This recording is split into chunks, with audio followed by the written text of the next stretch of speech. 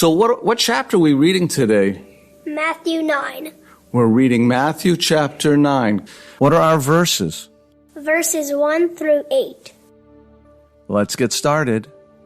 So he got into a boat, crossed over, and came to his own city. Then, behold, they brought to him a paralytic lying on a bed. When Jesus saw their faith, he said to the paralytic, "Son, be of good cheer, your sins are forgiven you." And at once some of the scribes said within themselves, "This man blasphemes." But Jesus, knowing their thoughts, said, "Why do you think evil in your hearts? For which is easier to say, 'Your sins are forgiven you,' or to say, 'Arise and walk'? But that you may know that the Son of Man has power on earth to forgive sins." Then he said to the paralytic, "Arise, take up your bed and go to your house." And he arose and departed to his house. Now, when the multitudes saw it, they marveled and glorified God, who had given such power to men. Thanks for reading, David. In today's passage, Jesus helps a paralytic. A paralytic is a person whose arms or legs are not working. They can't walk or do many things that other people can do. And so we see here that Jesus helps him in two ways. He forgives his sins and heals him so he can get up and walk.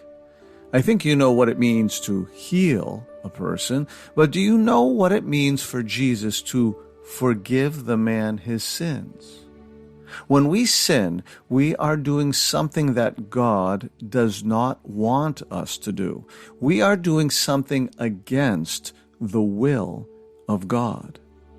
We say in the Lord's Prayer, "Thy will be done on earth as it is in heaven." That means we want God's will to be done.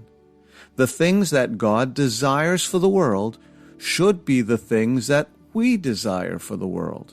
But sometimes we do things that are not the will of God. We hurt people or lie or are not kind. These are examples of sins.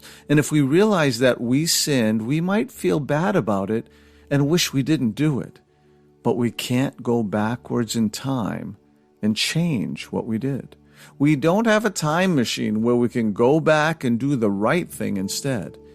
But there is a way that we can make things better. When we go to God and ask Him to forgive us, and when we are sorry about what happened, God will forgive us. It's like God does not remember it anymore. Even if we can't forget it, God forgets it. It's like we are washed clean and now have the chance to do things better. That's what we do during confession.